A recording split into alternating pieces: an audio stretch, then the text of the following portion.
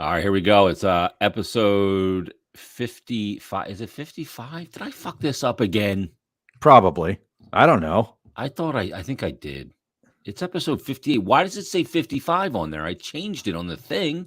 I don't That's know, what but I've been getting a lot of texts, or not texts, but tweets, or at least I was the last week or two, about saying, what episode are you guys on? I can only find this many. And I don't know. There's some confusion.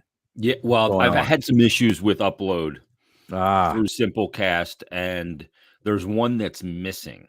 And mm, I didn't, it's uploaded in there, but it's not showing up in feeds. And that's what ah. I'm trying to figure out. So that It's must like be the one Jake Dunphy seems very very perplexed concerned about. about. Yeah. Yes. Look, if you can't find any of the episodes on your podcast feed, Apple, iTunes, Stitcher, Spotify, any of those things, just go to the YouTube channel. It's all there. Oh, We yeah? broadcast them live. What's And the I have name of the YouTube channel? JM Media. I think so. Let me check. Oh, not Jacob Media. No. I was listening. We Okay. were listening to a little John Lee Hooker, boom, boom, boom, boom, before the program here. Right. Which is What does that have to do with the YouTube page? because that's on my YouTube pages. I bring it up. Oh, At JM Media 4391 is the channel. And 4391? What does that have to do with anything? I don't know. Just put in You can't just call it JM Media? or just put in G's podcast. It'll show up. It's called JM Media, but they give you a number. YouTube. Oh, really? Yeah, it's ridiculous. Yeah. But they're all there. They're all on Twitter. They're all on my Facebook. So just search on. Yeah, do a little work. Yeah. See, do we have to do everything, Harry? We got to do everything for these people. Jesus. We got to spoon feed them. We come up with an episode once every 2 weeks or so. You want us to do more? Right. I mean, Jesus. You had the greatest line ever before this show today. What's and that? You go, this does not have to be long. Well, I just look around and the Sixers are in a downturn right now, or a lull. I shouldn't say downturn. That's the wrong word. A lull in between their series. And you're just sort of, listening to, updates on Joel Embiid's knee and panic. Well, I mean, but then you got a little bit of a boost last night. Maybe it was a boost because I don't know that the Sixers, can just run the Hawks, but the Atlanta Hawks night.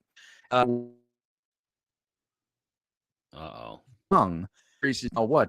So this has not been that easy for Boston. At least Boston's being pushed a little bit here. Yeah, stressed a little bit. Your internet signal's a little shaky Yeah. down there in Florida. Yeah.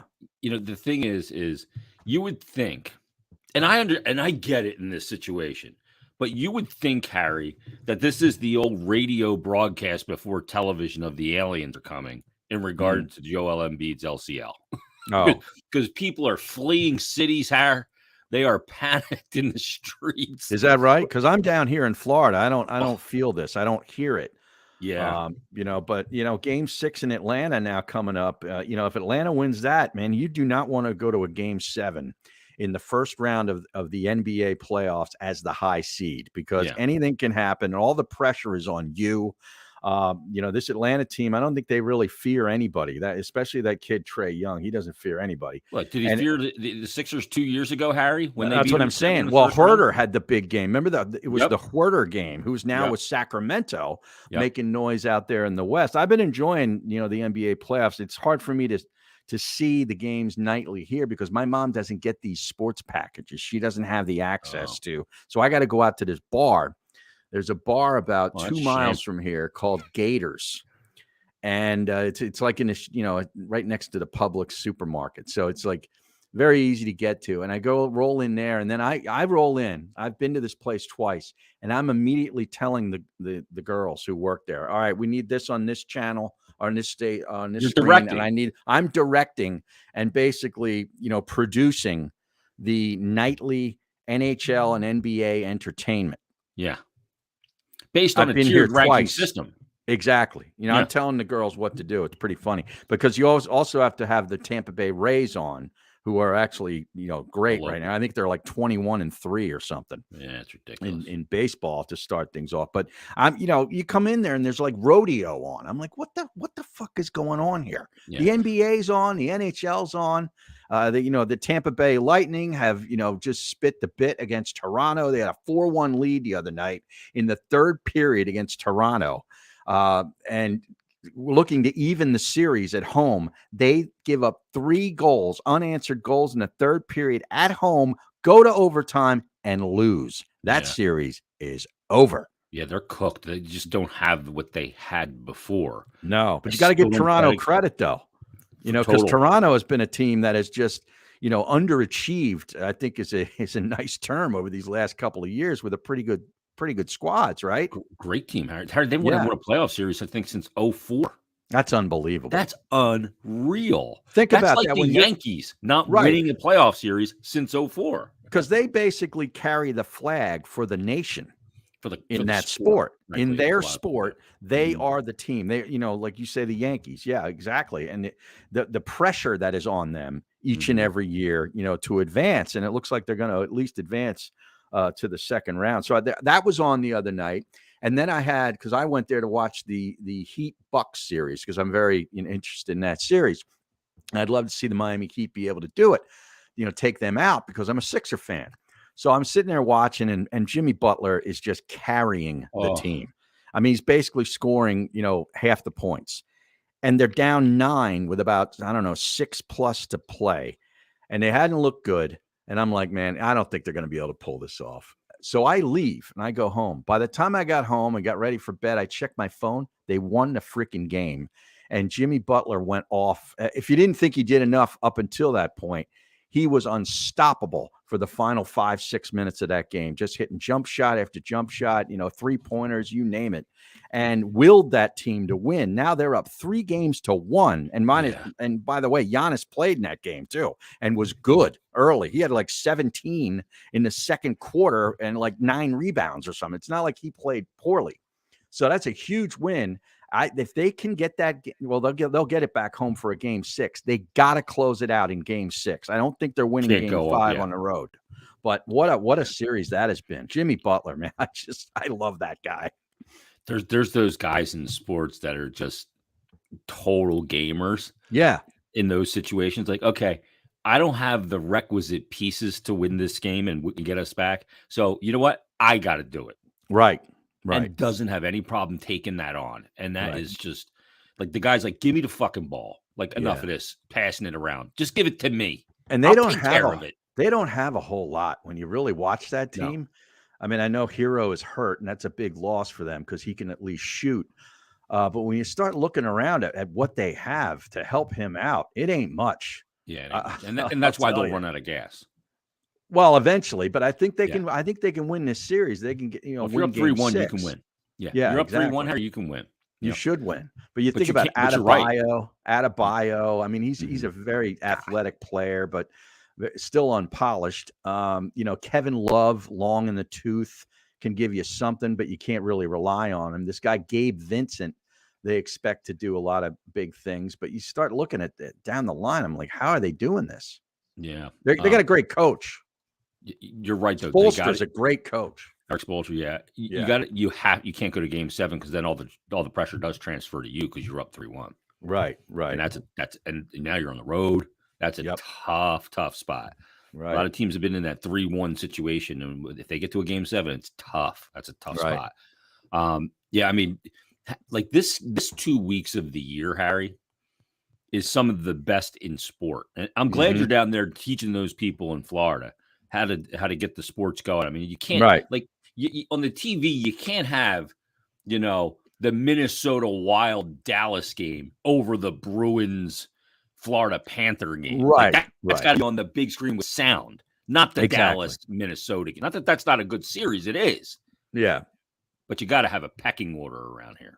Well, yeah. And you can't have a draft show on ESPN2. I'm looking at Todd McShay talking about, who the Steelers are going to take in the second round. I'm like, nobody cares. I mean, we got live games on here in basketball and hockey in the playoffs. Let's get it going.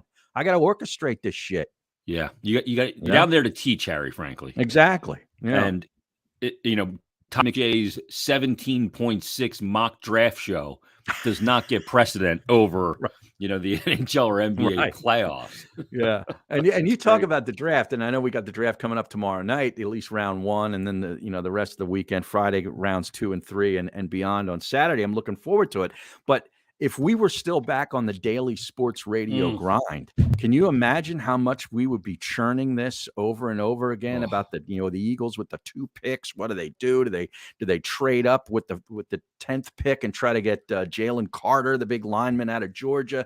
Do they trade back? Do they trade out of the first round, with that late pick, or are they going to take a running back? Everybody seems to be enamored with them taking a running back. Yeah, and he's not just a running back.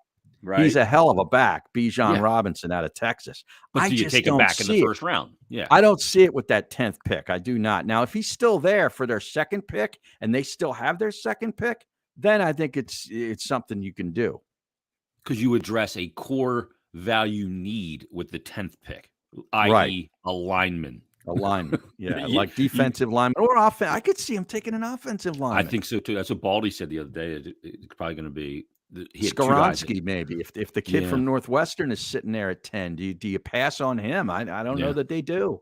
See, here's the thing. Like I was always like so underwhelmed by the pick of a lineman in the first round. It was always like because you want that skill guy, you want a running back, you want a Ricky Williams, or you want that flamboyant wide receiver. And picking the lineman seems like, geez, that's so boring. But it that philosophy that Andy Reid brought and they follow today is why they are sustainable. It worked, and as you saw over the years, and it's really evident now, except for a few teams still do it, like the Giants a few years ago with Saquon Barkley. Very few teams take these running backs high up in the first round or in the first round at all. I mean, even if it's one of these sort of can't miss backs, they're like, you know what, I'm going to address this other need, and I can get a back that might not be as dynamic or as good as this guy, but I can get him, and he's still going to be very productive for me for 2, 3, 4 years, however long running backs can last, and I can get him in the third round. Yep. And that was the philosophy with the Eagles years ago. And we bitch and moan about it a lot of times, but that has now become the NFL philosophy. Yeah, really. It is because you can plug that hole in a guy's prime, which is small window. Like you remember back in the day, like Sean Alexander for Seattle, a guy 2,000 yards. Oh, he hit the wall. Oh, Harry, he dropped off the planet like it was flat. Yeah. I mean, that was like Earth. That was like Dale Earnhardt going into turn 3 in the wall at Daytona. God rest his soul. 2001. That was awful. Oh no, 2003. Was that 2003? Yeah, he had a little touch with Kenny Schrader, Harry. Oh, and Sterling Marlin. Sterling Marlin. Now that's a great name. Yeah. Think about that. Not as good as Dick Trickle, but it's good. Well, but Sterling Marlin, you could be like some champion bass fisherman with that name, right? Mm-hmm. You could be a guy, angler, an actor, whether it's in regular movies or the other movies. That's a versatile, cool name. Yeah, there were some great names in NASCAR back in the day. You had obviously Dick Trickle and Dale Jarrett and Rusty Wallace. Cale Yarborough. Now, what else could a guy like Cale Yarborough do except run NASCAR? Yeah, in the Marlboro car. Oh, right. Dude. I thought he was in the Hooters car, Cale Yarborough. Was in the Hooters car. Yeah. And then it was Ricky Rudd. Ricky Rudd. Yeah, Ricky Rudd was that. I mean, that guy's got to be a NASCAR driver. Exactly. Right. Ricky Rudd. Yeah. So it's funny that you mentioned that because I was watching this. I was on YouTube last night, and I see that Frankie Muniz, who was Malcolm in the Middle when he was like 12 years old with Bryan Cranston. Huge show, right? Yeah. He is now a NASCAR driver. In the beginning of this little documentary 15-minute documentary I saw, he was at the Daytona 500 with Dale Earnhardt and Ken Schrader before the race, meeting them. Oh, wow. And then those two touched. Dale Earnhardt didn't make it out of turn 4, passed away. All these years later, Frankie Muniz is racing in NASCAR this year. Wow. That's incredible. And he is leading, Harry, the points in the ARCA series. through 3 races. What is the ARCA? What does that stand for? Well, they have a couple different NASCAR series. They have ARCA trucks, and they have NASCAR, the top series, whatever that's called now. Yeah. And he raced for a couple years open wheel way back, and then he took a 12-year break, and he just came back to stock car racing. He's trying to get into the top field in NASCAR, and he's leading the ARCA series. So, because it used to be like the Winston Cup was the top level, and then the Busch series, right? Yeah. The Busch good. That's good NASCAR knowledge, right there. Damn right, Harry. Well, you're down south. I mean, that's NASCAR country down there. It is. It is. You know what else country it is? Fudge. They love their fudge down here in Florida. In fact, they're ordering it by the boatload from our friends at the Original Fudge Kitchen, which is the official sponsor of Not For Long Media and the Odgies podcast. Original Fudge Kitchen, a staple of the Jersey Shore. 6 locations: Cape May, Wildwood, Stone Harbor, and Ocean City. They make all of their fudge and sweet treats right in the store, guaranteeing a delicious product. So stop by, let them know that N4L sent you. But if you're not able to visit in person, it's not a problem. They ship across the USA. Check them out at fudgekitchens.com. The Original Fudge Kitchen, shipping fudge and sweet treats across the country. Mother's Day coming up. Be a nice little treat to send to your ma. A little, she's got a little sweet tooth. Oh, of course. Absolutely. My mom loved fudge. She was a huge fan. Yeah.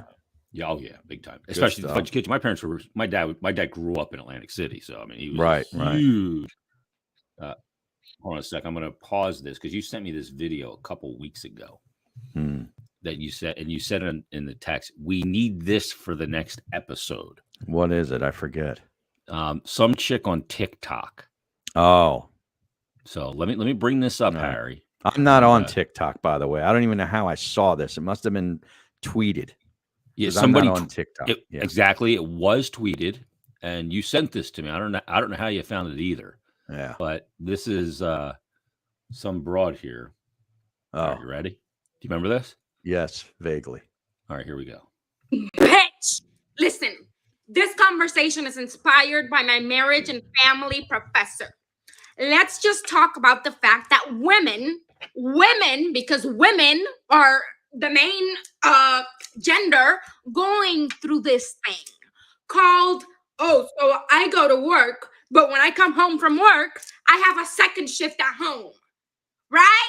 Right, you have a second shift at home because you got married to somebody that, you guys didn't have that conversation. And even if you guys had that conversation, eventually things are going to fall onto the traditional patterns of life, which are for a woman to come home from work and work at home, do the home things, take care of the kids, cook, clean, organize, whatever the fucking case may be, have shit ready for the husband, right? Is that not right? Okay, and then there goes the man. Because the lady starts complaining, like, listen, I'm fucking tired. I get home from work and I have a second shift at home. Second job. Oh, let's get to work again. Okay. She expresses her feelings to her husband, and then there goes the husband. Oh, I don't know. The man doesn't even enunciate, as my professor said. Oh my God, that shit literally made me like, in class. It's fucking disgusting. It's fucking disgusting. Bitch, you can't even find a man. Listen, it's not even about you being able to find a man. It's the fact that these men will make it seem like they are the fucking man. They are the fucking hero of it all when it comes to 5-10 years into the relationship. Where the fuck is the man that I married? You feel me? He's golfing. Do you feel me? Yeah. Like, do you fucking feel me? The man doesn't Wrecking at the bar. Right. I'm playing 54 holes a day if I live with this bitch. Yeah. Thank you.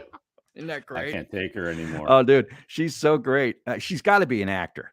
I mean, to me, there's no way that's just real and organic. She's got to be some sort of actor because she's tremendous. Yeah. And her fingernails are like 8 feet long. Unbelievable. And she's clanking them. And it's disgusting. It's so funny. When I saw Where's the man I married? I was dying. I was just dying. Here's the thing. You can call it what you want. You can call it people changing. You can call it people evolving. You can call it people devolving. Harry. Right. We have a lot of that these days. Yes. A lot of we devolving. are not going to be the person that has all the same traits that stood there at the altar or wherever the courthouse when you got married. We're going to change. And human nature, when you have something locked up, is you take it for granted. Now you have to mitigate it a little bit. Yeah. And you have to do some nice things once in a while, but you're going to take it for granted. You know why? Because you signed a contract. Yeah. Well, do you think Jalen Hurts is going to take it for granted? Because I do not. No, he's not built that way. No. But the thing is, some people evolve positively and some devolve negatively. But you are not in 20 years of marriage. How long have you been married now, Harry? Since 2011, so 12 years, going on 12 years. Okay, I've been married since 05. Okay, well, that's how long we've been together, since 05. Yep. Okay, so I've been with my wife since 2000, so it's a long time. 23 years with the old lady. Yeah, right? That might as well be 50. Yeah, exactly. Honestly. Yeah. When we got married in 05, she was 05. So, geez, how many years ago? I was 33. She was like 26. It's 18 years ago. Yeah. So, I mean, she's not the same person. Thank God. And I certainly am not the same. And I've had areas of evolution, and I've had other areas of devolving, Harry. Is that devolution? De-evolution. De-evolution. Okay. Well, in my house, we like to call it regression, Harry. Okay. And a lot of that is social. Okay. Very good. Yeah, I've gotten really interested in watching a certain guy on YouTube. I don't know if you've ever heard of this guy. He's actually a Canadian. His name is Jordan Peterson. Yeah, I know who he is. He's very isn't he like a psychologist or something? Like a clinical psychologist. Yeah, yes. yeah. And intellectual. Yes. Yeah. And he has these battles with feminists and stuff like that about feminism. And I think he's brilliant. I don't agree with everything, all his stances on certain things, but I think this guy is brilliant and motivating. Yeah. I followed him on Instagram, and he has a very interesting sort of delivery. Yeah, because he's got his weird way voice. of speaking. Yeah. You just you're automatically like, you're kind of like tuned in. Yeah. But the way he thinks and explains things like these. So I'm into watching these intellectuals like him and Sam Harris debating certain things, and I think it's fascinating. It's very educational to me. Look at you watching intellectuals. Yeah, I think it's interesting. Like he got really rose to prominence by appearing on Rogan quite a bit. Oh, okay. Rogan's made a lot of guys and gals. Yeah, he has. Yeah. Lex Friedman is another one. Does the Lex Friedman podcast. Yeah. Right. And there's a lot of those guys, and I'm fascinated by it. I think it's so interesting, like the way he looks at things. And somebody will say, well, isn't that perfect? And he'll say, well, what is perfect? Your definition of perfect in this situation is not my definition of perfect. Right. Right. So just like those kind of things. Pretty interesting stuff anyway. I like it. Yeah. So we got a comment here from Martin says, the appearance of Harry's hair today is an element on the program today. Very flat today, Harry. Yeah, it's flat because I had a hat on this morning. I already did my my golf podcast, Swing It and Ding It, and I went without the hat, but then I had to run out. So I put on a hat, and it kind of matted it down. And so do the headphones. You get the headphone strap up here. Yeah. But the hair's clean. It's clean. Yeah.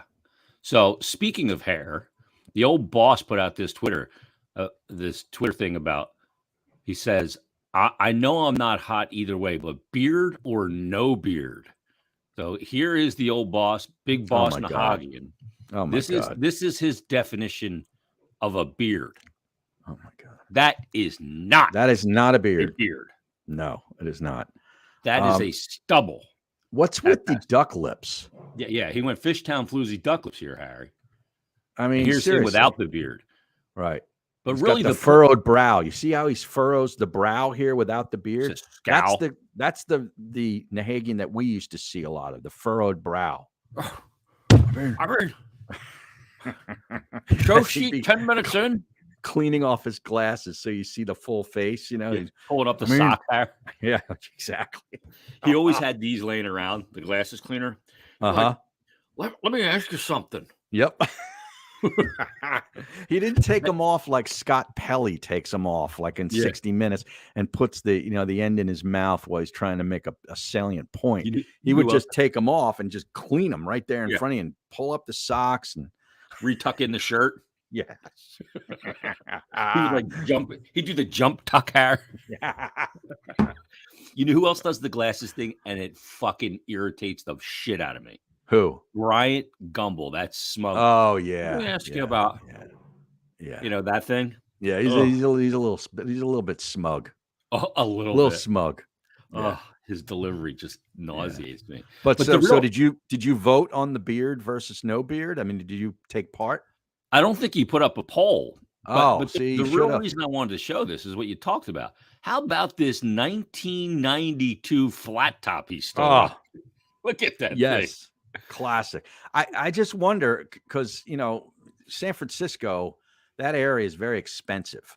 Like you would probably have to go to even like a haircuttery and you'd probably drop $40 for that haircut, which would take about 35 seconds for the stylist to do. I'm wondering if he does it himself to save money. No. He when he lived here, he was a guy that went, I'll call you when I'm going to get a haircut. Yeah. He'd leave work to go get the haircut and come back. I'm like, you came back, it looks exactly the same. Exactly the same. They didn't do anything. They used a number 7 that they used last week, and it still looks the same.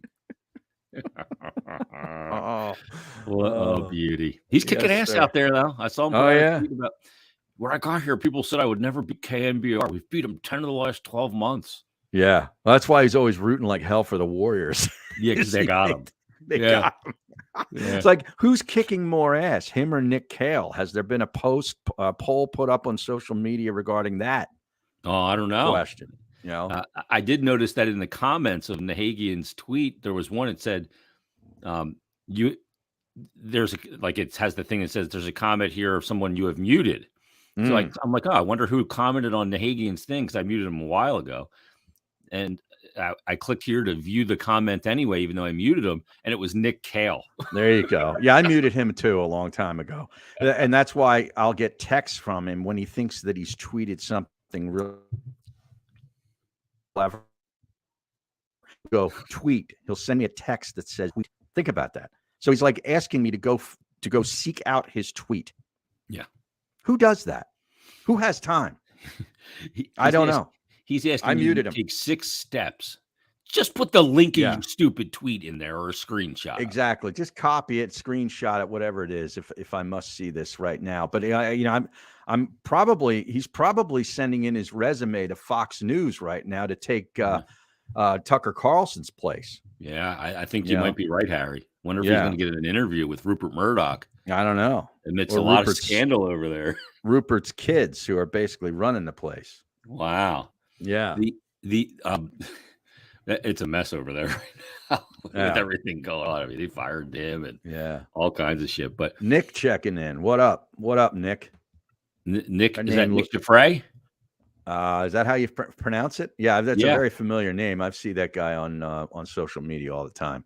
Yeah, I think what's going on, Nick? Guy. He's a car dealer guy, I think. Oh yeah, yeah. Let's get a sponsorship. What are we doing? Yeah, I think Nick is, if I remember correctly. Yeah. Comment there, Nick. Where do you work? That's what we want to know, because we'll send you a deck. They call it in advertising parlance. Right. It's funny because Rupert Murdoch. My mom worked for this woman for a long time, like the last 15 years she was alive and working, and she handled all her. She was a very rich woman. I'm trying to think of her name. Jane Bancroft was her name. Now, the Bancroft family is one of the wealthiest old money families in America, Harry. Wow. They owned all kinds of things, including not Anne Bancroft. Was Anne Bancroft a part of this Bancroft family? No, she was not Mrs. Robinson. Yeah. Because Anne Bancroft was Mrs. Robinson. Famous. Yes. Famous actress. But this woman, she lived over kind of in the Malvern area off Stroudsburg Road on this huge old farm. And my mom took care of paying. Yeah, she paid all of her charity things. She gave away so much money. Huge amounts. Philanthropy. I'm doing a show, knucklehead. It's my son. Yeah. Isn't he at school? They had some volleyball thing today, so I don't know what's going on. Ah, so jeez. her family sold the Wall Street Journal to Rupert Murdoch. Wow. For billions. Really? Yes. Huh. But this woman it's old money. She just had tons of dough. She had no idea the value of money, I think, in some ways too. But she would wear like Kmart jeans. She drove a beat up Volvo. Yeah. But she had billions of dollars. Right. There's a lot of people like that. Yeah. It's sort of a little bit eccentric that you would describe those people, because you're like, what are they doing? They're sitting on $1 billion in cash, and the guy's driving a 1968 Volvo station wagon. That's what she drove. Yeah. Well, yeah. She had like old cars and barns on her property. Right. The only thing she spent money on was horses. That was they're expensive. Yeah, they were. Horses ain't cheap, bro. And she was like the nicest woman in the world. Like, you know, I mean, she'd give bonuses like 4 times a year to all the people that worked at her place, like my mom and her caretaker there of the property and all that. And we used to go over there and go swimming in their pool. It was great. But I'm not even sure she's still alive, to be honest with you. But so that's my connection to Rupert Murdoch, which is very distant. As you I mean, it's 6 degrees of separation. It's not bad. 60, more or less. Oh, 60. Okay. Yeah. Speaking of mom, how's mom doing down there in Florida, Harry? Well, she's back home. Got home yesterday. Oh, that's good. Yeah, that's good. And I tell you, getting stuff done. And I don't know if it's this way everywhere, but all I know is that the pharmacy down here is an absolute train wreck. I dropped off about 7 or 8 prescriptions yesterday at 3:00 in the afternoon, and they're still not done. Oh my God. It's 11:32 the next day. Wow. Yeah. That's where I went. I'll wait 10 minutes. That's where I went in between the podcast when I put the hat on, then hair got flat. Yeah. I went to the pharmacy and they told me that they're not done. Can you imagine the look on my face? You have got to get faster. I'm looking at the guy, the pharmacist, way back. He's got his head above, the shelf, and he's doing all the things and putting all the bags up top. And I go, "Are you kidding me?" That's what I said. I gave him one of those. What did he say? They're not used to that down there. We're very short-staffed. I'm like, short-staffed? This was dropped off at 3:00 yesterday. Yeah. My mom just got out of the hospital in ICU. She needs her medication. You fuck. Exactly, because there's these blood pressure meds, and she takes like 2 of them, and you got to administer them twice a day. Well, she got 1 dosage in the hospital before they booted her out, so she needed another one last night. Never got it, and still hasn't had the one this morning. Jeez, what is going on down there? It's unbelievable. Jeez, yeah. T from the 203. It was CVS. Which unfortunately I have to deal with too back home, because I don't think her medication or her health plan will allow her to go to Walgreens, which is like 2 blocks away. There's a Walgreens. I got to go 2 miles to the CVS only to have to go back because they're not done yet. Unreal. Yeah. I moved all mine over to Walgreens, Harry. Did you?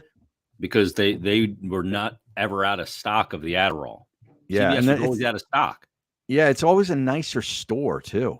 They're like a lot of the CVSs, depending on which one you go to, are a little dingy. Yeah, well, my Walgreens is a little dingy, in all honesty. Is it? Yeah, there's a Rite Aid up the street that's like the Taj Mahal. Oh, really? It's fantastic, but it's a little further. So. Oh, okay. And I'm not going to mess with the work. So, yeah. Well, best to your mom. I hope Nurse Harry can take good care of her. You're well versed in medical lingo. I am. Best practices, Harris. That's a good. Yeah, the best practices. Yeah, I'm well versed. I'm trying to look out to get out and play a little golf this afternoon. Yeah, can we get the medication? Get mom sedated? Yeah, I know. We got to get this done. Let's go. Now, who do you go down? Do you just go down there and link up with a foursome, Harry? Because you're not down there. I usually play solo.